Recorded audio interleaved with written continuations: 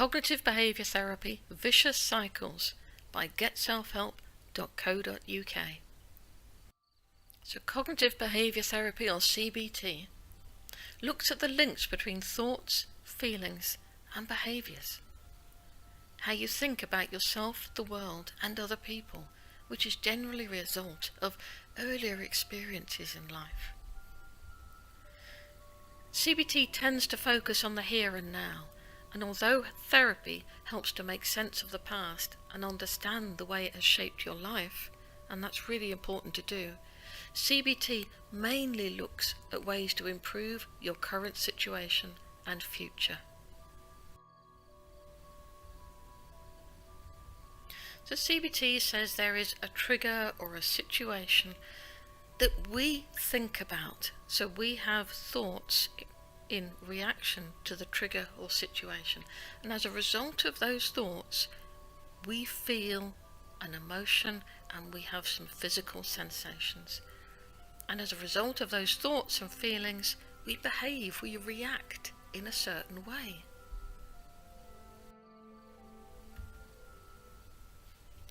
We tend to think that in response to an event, we feel emotion or behave in a certain way.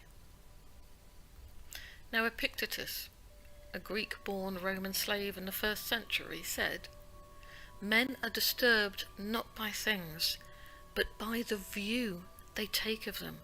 So he's saying, and CBT agrees, that it's not the event which causes our emotion and behavioural response, but it's the meaning or the thoughts about the event which causes us to feel and behave in a certain way.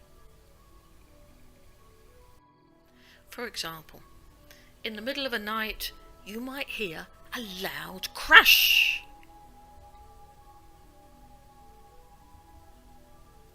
So if you think, "Oh gosh, there's an intruder, they might come and hurt me," you're going to feel frightened.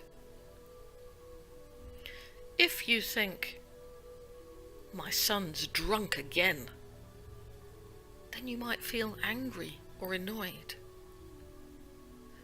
Or if you think, "The cat's knocked over that biscuit tin again," then that might feel okay, or perhaps mildly annoyed. And if you think, "Oh gosh, my clumsy daughter is home safe," then you're going to feel relieved. It's the same event, same situation, but the different meanings that we give it lead to different emotions. So we can make sense of our emotions using vicious cycle diagrams, looking at the thoughts, feelings and behaviours and trying to make changes. So the vicious cycle of anxiety.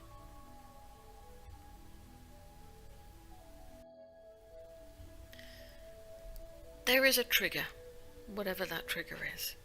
It might be a thought, it might be a feeling, it might be an external event. With anxiety, the thoughts are generally, something bad is going to happen and I'm not going to be able to cope. It's very future focused and it's catastrophic. We tend to think the worst possible thing is going to happen. And if anybody has those thoughts and believes those thoughts,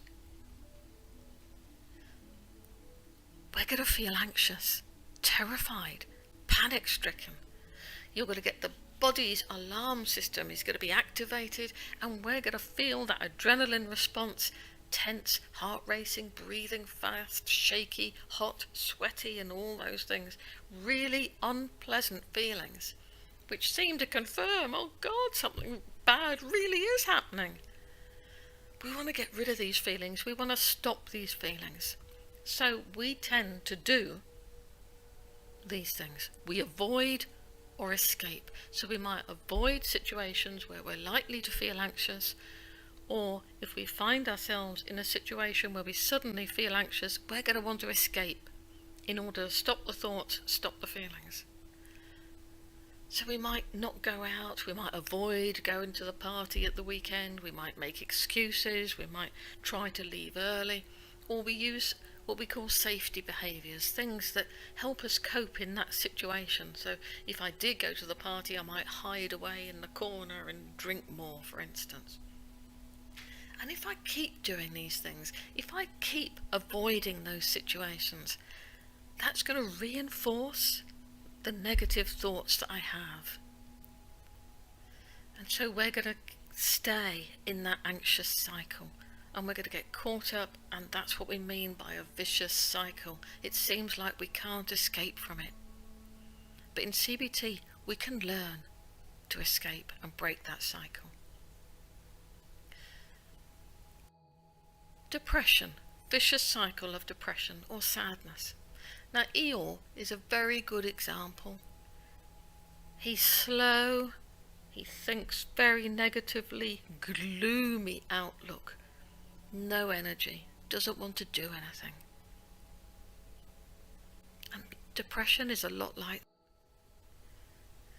Now depression might creep up on us over a long time. It might also be some trigger or event or thought that dips our mood. And our thoughts tend to be very negative, very gloomy. It's like wearing really dark, gloomy specs, very self-critical. We tend to be really down on ourselves, and we think there's no point, quite helpless about the future, no one likes me. And anybody that thinks these thoughts and believes these thoughts are going to feel sad and depressed. Energy will drop, will feel tired, no motivation, not interested in doing anything, and just slow down. And if you're thinking and feeling that way, then we're going to withdraw and isolate ourselves. We're going to stay home, not do much. We're going to cut ourselves off from other people, not go out, and just drop all the fun stuff. And if we stay home and cut ourselves off from other people, how does that affect the way we think?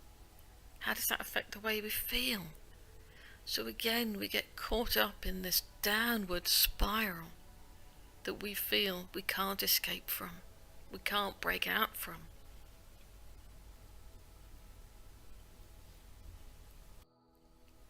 The vicious cycle of anger.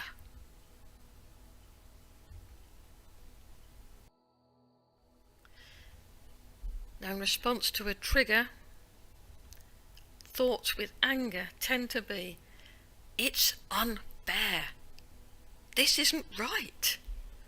There is some injustice. I must do something about it. I must right this wrong. So we feel angry. We get that same adrenaline response that we do when we're anxious, but this time it's not about running away and avoiding. It's about attacking, giving us the resources that we need to right this wrong. We get this urge to hit out, to make a noise, to shout, we make ourselves look bigger, or it might be quite low key and just sarcastic and that sort of thing. And if we keep responding in that same way, then nothing is going to change. The vicious cycle of stress. All these emotions are normal. They are normal responses to thoughts. Everybody feels anxious, and they have a purpose, you know. It's good to feel anxious sometimes. It gets us away from danger. The trouble is, sometimes our mind tricks us into thinking there is danger when there really is none. The vicious cycle of stress. Everybody gets stressed at times. Stress is about too many demands being made on us, and we don't have the resources to cope. So in response to a trigger, we tend to think, there's too much to do, there's not enough time, it's out of control, I can't cope. So we feel very stressed. we get that drip feed of adrenaline and cortisol, the stress hormone, which results in these horrible physical feelings all the time, tense, headaches, forgetful and all that sort of thing. So what do? Well, if we haven't got enough time, then we might try and make more time at work in order to try and fit in everything we've got to do. Or we might think, God, I can't cope with going to work at all and just stay home. You might avoid and put things off. There's lots of different things. You might sleep more, sleep less, drink more, smoke more, shout, argue, less family or fun time. It affects us in all different ways.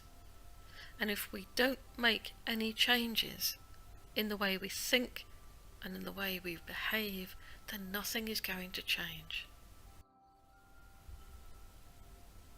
So we need to understand our vicious cycle to help us to make positive changes. We need to break the cycle.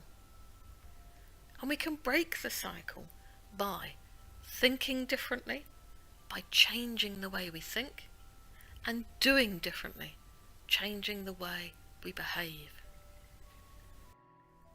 So if we go back to the vicious cycle of anxiety, we can break this cycle by thinking differently, and that will include learning to challenge our thoughts, not believing our thoughts, learning not to pay attention to our thoughts, and learning skills that will help us do those things.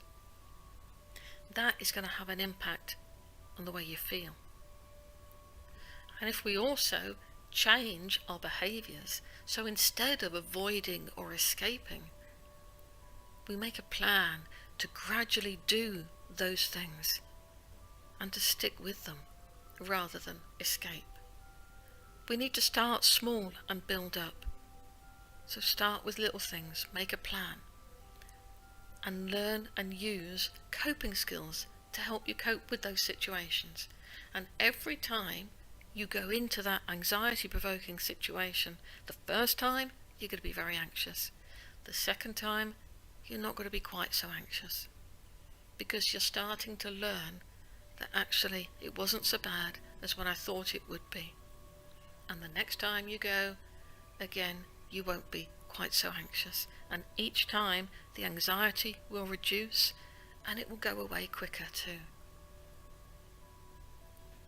So if we think differently and do differently, then you're going to feel very differently. You're going to be feeling much less anxious and more confident in yourself. And for depression.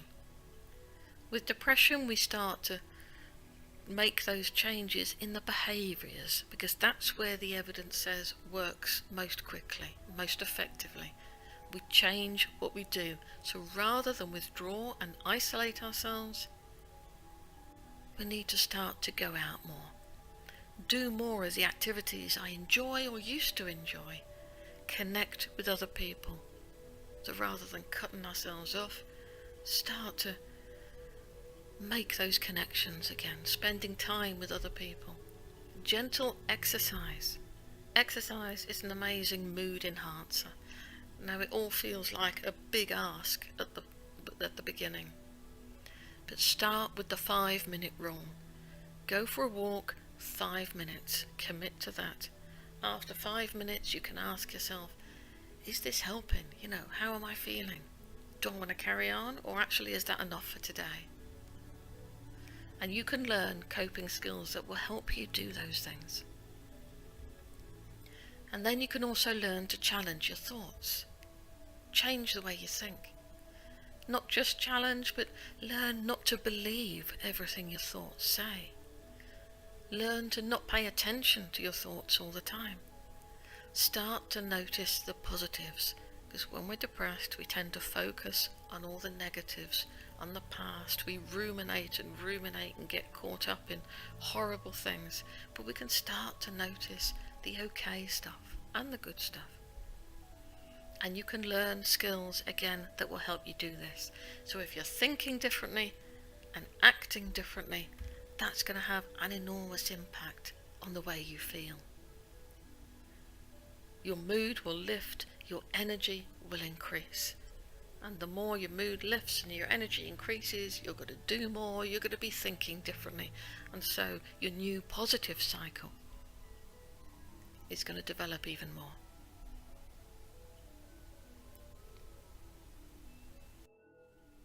So visit the webpage get.gg/problems.htm. Then click on the name of the problem, whether it's depression or anxiety or stress or anger or any of the individual anxiety disorders such as OCD or panic. And then follow the self-help guide, follow those steps. You can download lots of worksheets and information leaflets from there. You can find further self-help resources on get.gg or getselfhelp.co.uk. It's the same website. You can download self-help MP3 downloads from selfhelpmp3.co.uk. And there are some for depression, for anger, for anxiety, or some mindfulness, all different kinds of MP3s. You can ask your health professional about practical and fun CBT skills. You can find out more from thedecider.org.uk and just visit the website get.gg.